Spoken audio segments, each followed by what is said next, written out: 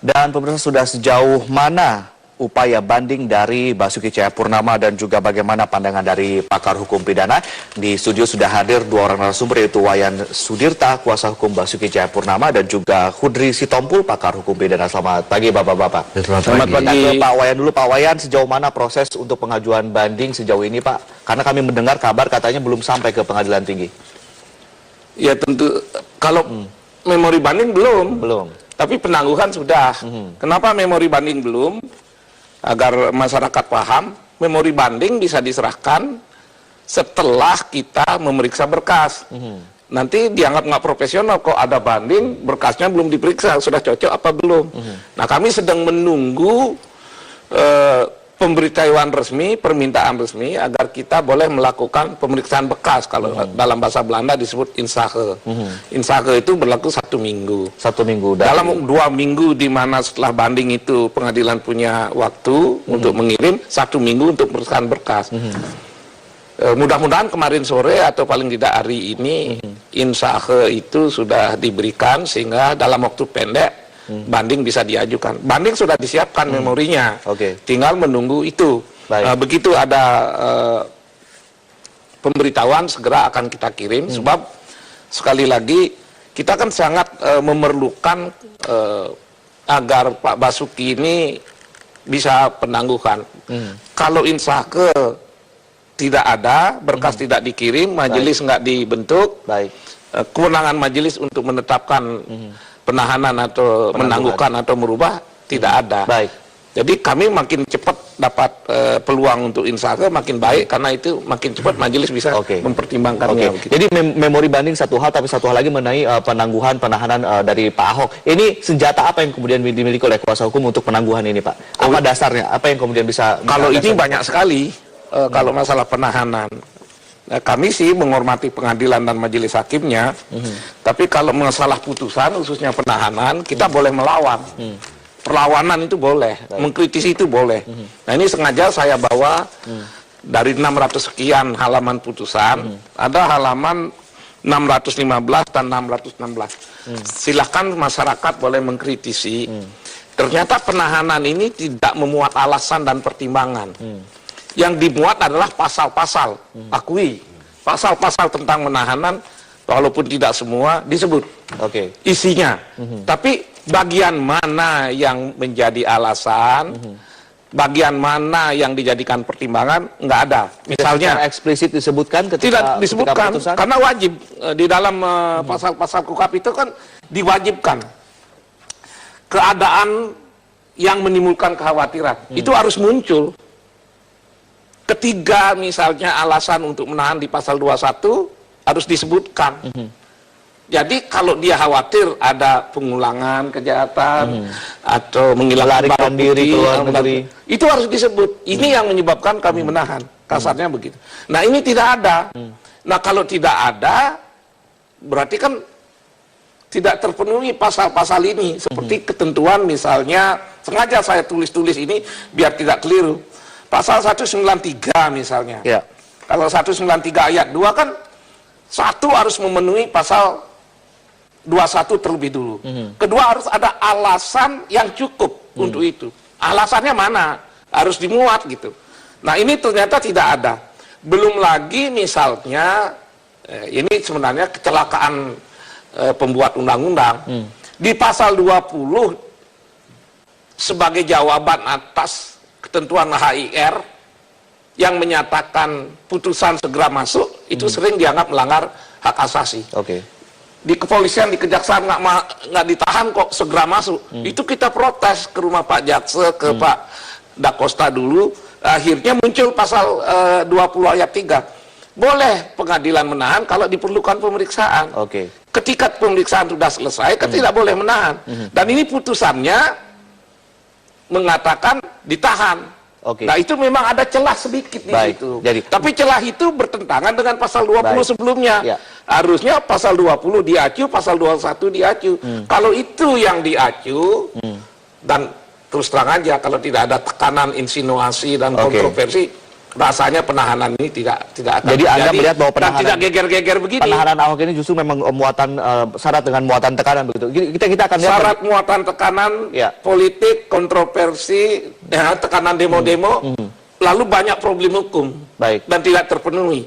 Saya tidak mengerti ini putusan dibuat tergesa-gesa atau karena setengah hati, saya tidak tahu. Baik, Saya baik. menghormati majelis dan pengadilan, tapi putusan seperti ini agak mengagetkan. Oke, itu soal penangguhan penahanan. Pak Khudri mungkin akan mengomentari apa yang kemudian menjadi pandangan hukum dari Pak Wayan ini. Ya, pertama-tama secara ini dulu ya, review secara overall dulu ya, bahwa kalau dari prosedurnya dari hukum acara ini saya kira sudah prosedurnya ya. Jadi ini merupakan juga selain kasusnya Jessica, kasus ini juga kita boleh contoh bahwa sebenarnya ini sudah mengikuti ketentuan-ketentuan yang di dalam yang undang-undang mengatur. Termasuk penahanannya. Ya, kalau penahanan ini jadi khusus Maksudnya untuk dengan pasal 157 Pak Audrey berpandangan bisa. Ya. Tapi kalau dikaitkan dengan pasal 20 ayat 3 masih bermasalah. Ya, Baik, jadi Pak Khudri, lanjutkan. ini jadi memang masalah penangkapan dan penahanan ya itu selalu menjadi kontroversial gitu ya.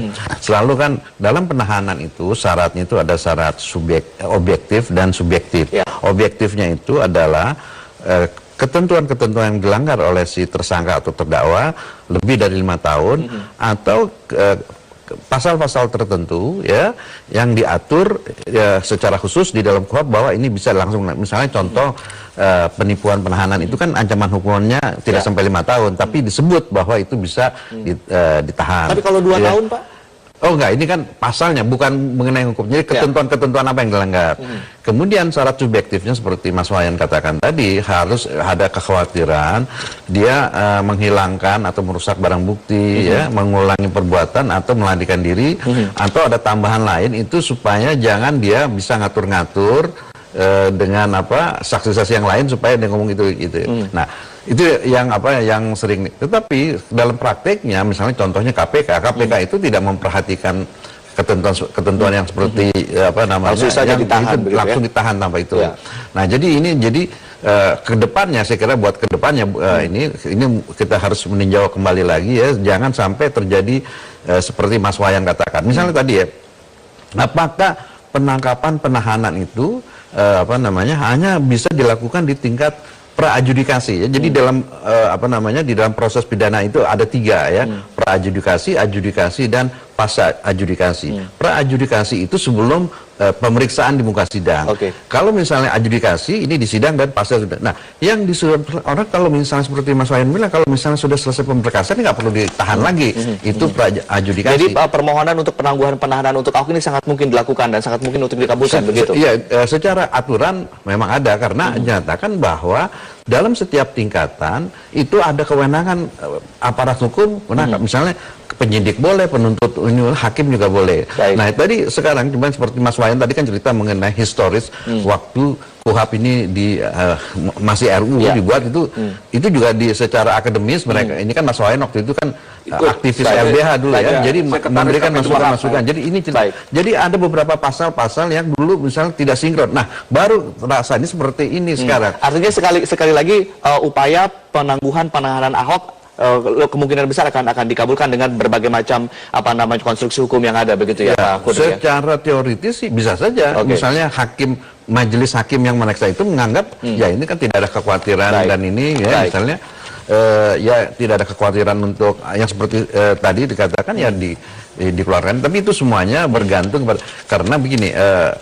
Di tugas hakim itu ya menurut Undang-Undang Dasar selain melaksanakan peraturan dia harus menegakkan hukum dan keadilan. Itu jelas bahwa Kekuasaan Kehakiman itu lembaga peradilan yang merdeka ya untuk menegakkan hukum dan keadilan. Kita boleh berpandangan hukum tapi hakim nanti yang memutuskan begitu ya. Baik, kita ke masalah banding sendiri, Pak Wayan. Anda menyatakan bahwa memori banding yang akan disampaikan nanti berkaitan dengan unsur-unsur pasal dan juga alat-alat bukti nih. Unsur-unsur pasal seperti apa nih, Pak? Apakah yang 156A, 156 kemudian diungkit lagi atau seperti apa? Unsur pasal yang paling berat dan guru-guru besar selalu menyatakan membuktikan unsur sengaja dan niat dalam pasal 156A. Dan karena itu jaksa juga menyatakan tidak ada unsur niat. Karena Pak Basuki dalam kehidupannya terdiri dari keluarga muslim sekitarnya, banyak membangun masjid dan sebagainya. Bagaimana menyatakan itu punya niat? Juga dia sedang membutuhkan umat muslim untuk pemilih. Niat itu tidak bisa dibuktikan. Nah, karena itu beralihlah ke 156 bagi jaksa. Tapi pengadilan, karena sekali lagi saya harus berani mengatakan pengadilan dan hakim-hakimnya harus kita hormati, tapi putusannya ini sangat kontroversi. Kenapa kontroversi? Dalam perkara seberat dan serumit ini, putusan ini masih berani mengatakan pasal 156A itu terbukti. Padahal bagaimana mereka bisa dikatakan sengaja menghina Al-Quran? Karena yang dipidatokan itu jelas-jelas, saya cerita ya di Bangka Belitung. Ini ada orang. Artinya yang dimaksud itu elit politik. Tapi kok bisa diputuskan dia menghina agama? Yang dikritisi itu elit politik. Lah kenapa jadi ke masalah agama? Jauh sekali lompatannya ini. Pak Wayan, kalau kita runut dari proses peradilan yang panjang ini kan sempat jaksa kemudian menggunakan pasal 156, lalu kemudian hakim kembali ke 156A. Apakah itu akan diungkit juga nanti dalam memori banding sehingga mungkin memiliki kekuatan untuk maju ke untuk membebaskan Ahok misalnya? Satu, harus diungkit argumen dan logika antara jaksa dan hakim. Tapi yang kedua, pasal 156 juga nggak terbukti, karena 156 itu mengendaki golongan. Seperti di Indonesia, golongan itu hanya 3, tidak ada golongan ulama kalau menurut hukum perdata. Lalu hukum apa yang bisa membuat golongan kecuali hukum perdata? Kalaupun ulama dianggap golongan, pasal 156, golongan yang tersinggung berarti seluruh ulama tersinggung. Kalau sebagian atau 1-2 tersinggung, sebagian lain nggak boleh menggunakan 156. Kalau 156 mewajibkan adanya golongan en bloc seluruhnya. Kalau sebagian saja ulama tersinggung, ada pasal lain, penghinaan misalnya pasal 310 begitu. Nah, oleh karena itu celahnya ini luar biasa.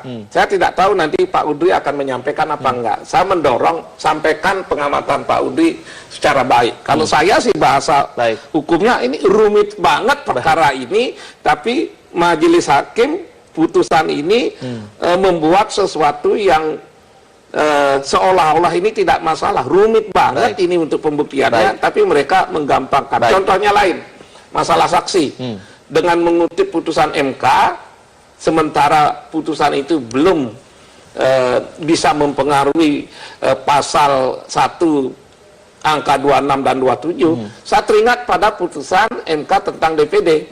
Selama putusan MK tentang DPD belum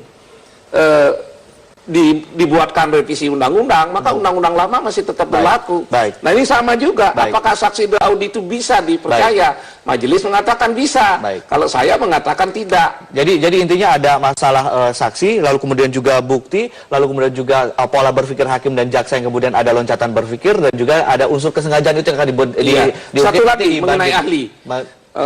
Mana bukti itu yang utama itu saksi dan ahli selain surat. Nanti celah-celah apa saja pakai itu kuat celahnya untuk dimainkan atau dibanding, nanti kita akan ulas bersama Pak Kudri setelah jeda yang satu ini, dan pemirsa tetaplah bersama kami. Metro Pagi Prime Time akan kami hadirkan kembali. Kita kembali berbincang mengenai upaya banding dari Basuki Cahayapurnama. Kita ke Pak Kudri. Pak Kudri, tadi ada beberapa poin yang ada di memori banding, ada untuk membuktikan unsur sengaja atau niat, saksi dan ahli, lalu pola pikir hakim dan jaksa, karena dua pasal digunakan berbeda antara jaksa dengan hakim ini. Kemudian apakah celah-celah itu bisa secara kuat dimainkan nanti di banding, atau menurut Anda ada celah yang lain yang harus dipenuhi oleh tim kuasa hukum? Ya, alasan untuk mengajukan upaya hukum itu, ya, baik dibanding, kasasi dan peninjauan kembali, itu ada beberapa alasan. Alasan yang pertama, misalnya hakim itu tidak mengikuti hukum acara yang berlaku, satu. Kedua, bahwa hakim itu, ya, tidak cukup untuk mempertimbangkan, ya, apa yang seperti dikatakan barang bukti dan itu, satu. Ketiga, hakim itu memutus lebih dari wewenangnya, tapi bukan ultra petita, ya, jadi bukan tuntutannya, tapi dia dia sebenarnya tidak berwenang memeriksa perkara itu, tapi dia memeriksa ini. Nah, tapi khusus untuk misalnya upaya hukum tadi, luar biasa, upaya hukum PK yang sebagai hukum luar biasa, ada dua hal yang berbeda dari upaya hukum biasa, yaitu ada bukti baru novum atau hakim itu sungguh melanggar undang-undang, ya, sungguh. Kalau Jadi ada kekeliruan, ini? ya ada kekeliruan yang nyata. Jadi dalam bahasa hukum ada kekeliruan yang nyata bahwa hakim itu salah. Tapi itu untuk PK. Nah sekarang upaya hukum biasa itu kan banding atau kasasi. Nah jadi seperti apa yang dikatakan Mas Wayan tadi, itu misalnya hakim itu ya misalnya tidak cukup mempertimbangkan apa yang misalnya unsur niat.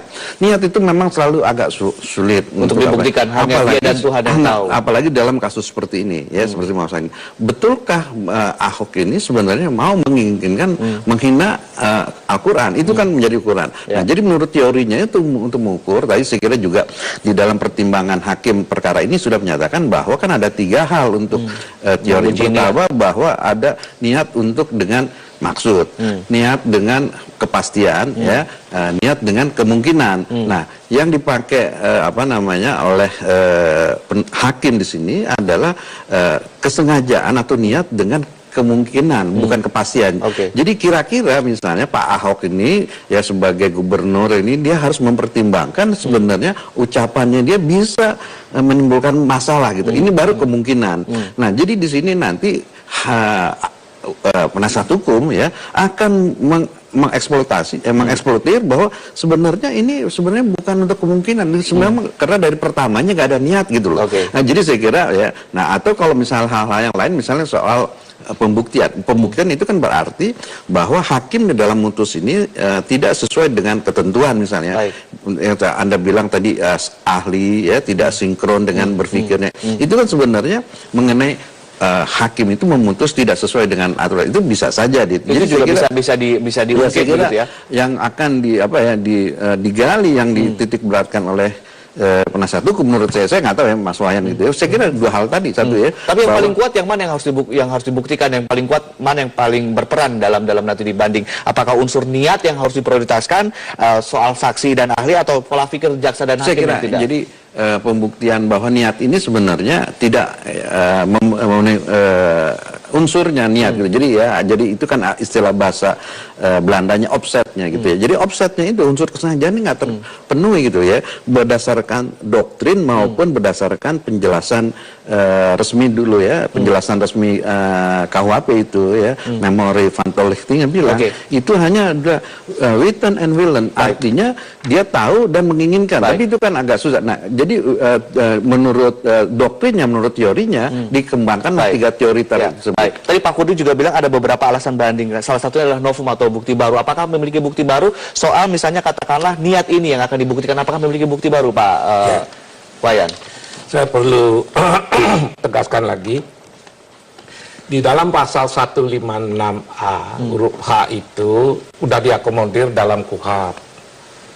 Tapi orang jarang sekali membaca bahwa itu berasal dari PNPS nomor 165, di mana dalam penjelasan pasal 4-nya mengandung unsur niat. Mohon maaf ini calon guru besar teman saya. Jadi sudah ada unsur sengaja di dalam pasal 156A, tapi ada penjelasan di Undang-Undang PNPS. Itu makanya sengaja dibuat, bukan main sulitnya. Kalau terbukti pun unsur sengaja, tapi unsur niatnya tidak terbukti, ini harus bebas. Pembuktian niat dan kesengajaan itu gimana sih? Beda. Unsur niat jauh lebih berat daripada unsur sengaja. Kalau unsur sengaja bisa diraba, unsur niat itu hati. Maka paling sulit unsur sengaja abstrak. Abstrak. Jadi bukan main sulitnya itu satu. Yang kedua, mohon diperhatikan Undang-Undang PNPS nomor 165 sengaja dibuat sesungguhnya melindungi semuanya, khususnya minoritas. Makanya judul undang-undangnya disebut pencegahan, bukan pemidanaan. Kalau judulnya pencegahan, seluruh pasal di bawahnya semuanya harus pencegahan, maka dibuat peringatan. Dalam kasus ini tidak pernah ada peringatan. Ini salah satu yang akan kita gunakan juga. Peringatan terlebih dahulu. Harus ada dan ditulis di sini. Siapa yang memberi peringatan? Jaksa Agung, Menteri Agama, Menteri Dalam Negeri. Itu tambahan lagi memori banding. Oke. Tambahan yang terakhir, kan ada Buniani yang sudah disebut membuat keresahan. Harusnya dia yang bertanggung Tapi kata jawab. hakim tidak ada kaitannya dengan Buniani dan juga tidak Mana ada kaitannya bisa? dengan Pilkada waktu Ada pengadilan kaitannya kemarin. karena pidatonya tanggal 27 sampai tanggal 6 tidak ada reaksi. Baru tanggal 6 Pak Buniani mengunggah, memotong sebagian kata pakai itu, lalu dikasih komentar yang memancing. Ramelah. Maka dia jadi tersangka. Kalau udah jadi tersangka, Buniani kenapa kita bertanggung jawab? Ini kan mirip kasus Gunel, kejadiannya, tapi efeknya, cara pengukurannya berbeda. Kasus Gunel itu begitu Gunel mengakui sebagai pelaku, Sengkon dan Karta yang dihukum berat dikeluarkan, Gunel yang masuk. Ini Buniani tersangka, Pak Ahok. Basuki juga tersangka. Oke. Nah, satu lagi, masih pasal 50 KUHP, mohon koreksi Pak Udri, mungkin saya terlalu subjektif, itu kan menekankan bahwa tidak ada orang yang dapat dihukum kalau dia sedang melaksanakan undang-undang. Undang-undangnya adalah pekerjaan dia sebagai Undang-undang adalah undang-undang tentang pemerintah daerah. Pasal 31 menyebut wajiblah gubernur mensejahterakan rakyat. Tapi itu justru jadi bahan pertimbangan kenapa didakwa, karena justru dengan dia gubernur. Makanya agak aneh. Itu. Makanya agak aneh. Kalau orang sedang pidato tentang ikan kerapu, mensejahterakan rakyat, lalu diadili, bukan main hati-hatinya orang berpidato. Sudah hati-hati saja menyebut orang yang elit politik, dibawa, digiring ke agama dan ulama. Oleh karena itu, memang orang tidak bisa mengabaikan. Makanya ada viral dunia, karena ini kan, mohon maaf ya, jangan terlalulah menyerang hakim. Tapi kalau hakim diintervensi karena atasan, kalau tokoh karena politisi, seberapa kuat hakim ini bertahan? Karena di Amerika saja hakim-hakim yang bagus tidak mungkin bertahan kalau dia ditekan dan dipengaruhi. Intinya ada sekitar, makanya diisolasi dalam sistem juri di sana. Gitu. Setidaknya ada 7 poin dalam memori banding yang saya catat begitu dalam memori banding. Masih ada yang lain, sekitar 22 butir. 22 butir. Ya. Baik, nanti kita akan simak secara bersama-sama nanti seperti apakah memori banding selengkapnya. Nah, ini ada satu pertanyaan lagi kepada Pak Kudri. Ini juga menjadi pertanyaan publik, Pak. Sekarang bukan hanya kuasa hukum yang mengajukan banding, tapi jaksa juga mengajukan banding. Nah, ini banding yang diajukan oleh jaksa bukan karena hukumannya lebih berat daripada yang dituntut, tetapi karena salah satunya juga masalah pasal 156A, 156 yang dituntut oleh jaksa, tapi kemudian hakim menggunakan 156A. Ini apakah kemudian sering terjadi di Indonesia? Apakah memang ini kasus yang spesial menurut Anda atau yang unik menurut Anda? Sehingga jaksa kemudian harus banding. Ya, saya kira baru yang saya tahu, yang setahu saya ini baru kali ini. Kalau misal memang penuntut umum ingin meluruskan politik hukum peradilan, itu upaya hukumnya itu adalah yang kita sebut upaya hukum luar biasa, adalah kasasi demi hukum. Kasasi demi hukum. Jadi, tapi bukan kasasi yang sebagai upaya hukum biasa. Ini dia termasuk upaya hukum luar biasa. Jadi bukan banding upaya. Tapi kasasi demi hukum, artinya penuntut umum ini ingin meluruskan politik hukum dari peradilan gitu ya. Nah, sekarang ini kan yang kita tahu ya, kita belum tahu apa alasannya, tapi kita dengar-dengar itu bahwa sebenarnya penuntut umum itu tidak pendapat dengan majelis hakim di tingkat pertama itu menyatakan bahwa ini kena pasal 156A tapi 156 gitu loh ya. Ya bisa saja itu kan soal perbedaan keyakinan ya. Jadi hakim itu memutus menurut KUHP 183 itu dia hanya kena keyakinan. Tapi dimungkinkan jaksa melakukan banding? Bisa. Tapi ini kan pernah terjadi bahwa biasanya jaksa itu ya melakukan banding kalau hakim itu memutus lebih ringan dari apa yang dia tuntut gitu loh. Nah, ini kan hakim memutus lebih berat tapi jaksa melakukan penuntut umum karena menyatakan jaksa penuntut umum ini tidak tepat ya. Nah, tapi kan banyak juga apa namanya pendapat loh, kalau misalnya jaksa itu tidak pendapat, kenapa dulu dia membuat dakwaan 156? Mestinya dia dakwaannya tunggal aja, 156. Tidak ada alternatif. Tidak alternatif 156. Justru itu kan di apa namanya orang bilang loh. Nah di sini konsistensi penuntut umum juga loh. Memang kalau gitu nggak usah dulu didakwa saja. Baik, Pak Kudri. Sedikit saja Pak Wayan, apakah proses jaksa mengajukan banding ini sedikit mengganggu upaya dari kuasa hukum mengajukan banding juga, atau justru mendukung, atau seperti apa? Sedikit saja Pak. Justru harus banding dengan alasan sejak awal berkas ini maju karena tekanan, kontroversi. Memang jaksa nggak siap membuat bukti permulaan yang cukup karena tiba-tiba harus ada tersangka sebelum ada sprindik. Lalu jadi ini tidak mengganggu, jaksa mengajukan banding tidak mengganggu. Tapi perlu saya jelaskan bahwa alternatif dakwaan dibuat apabila buktinya lemah, maka dibikin alternatif. Coba-coba. Nah ternyata berkas yang tidak kuat dibawa ke pengadilan, di pengadilan tidak terbukti 156A-nya. Maka kalau undang-undang membolehkan banding, kenapa tidak? Justru kalau dia yakin dan fakta-fakta menunjukkan 156A tidak terbukti, lalu dia mengatakan terbukti, jadi tidak profesional ya. Dan yang terakhir, jaksa ini kan penegak hukum. Bukan mencari kesalahan orang, bukan untuk menghukum orang. Dia mencari keadilan. Nah, kalau dia mencari keadilan, harusnya apa yang dia rasa berdasarkan fakta yang ada, itulah yang dimunculkan. Termasuk dan yang terakhir ya, bisa jadi Pak Udri ini menganggap tidak biasa karena beliau dosen, jadi bijaklah dengan bahasa yang halus mengatakan sebenarnya tidak lazim jaksa ini. Tapi ketidaklasiman ini sering juga di praktiknya sebagai akibat saja. Karena putusannya sendiri yang tidak lazim. Karena putusan yang tidak lazim jadi berendeng. Seolah-olah jaksa tidak lazim. Sebenarnya yang tidak lazim ini putusan-putusan ini, penahan orang, putusan lebih berat dari tuntutan, itu tidak lazim. Baik Pak Wayan, sayang sekali waktunya sudah habis. Nanti kita mungkin lanjutkan lagi di sesi-sesi lainnya. Kita catat ada 22 poin, sekitar 22 poin yang diajukan dalam memori banding nanti, dan juga jaksa bisa mengadukan banding, tapi istilahnya bukan banding ya, tapi kasasi demi hukum. Baik, terima kasih Pak Hudri dan juga Pak Wayan telah berbagi informasi bersama kami di Metro Pagi Prime Time, dan pemirsa, kami akan segera kembali usai jeda berikut ini dengan informasi lainnya. Tetaplah bersama kami.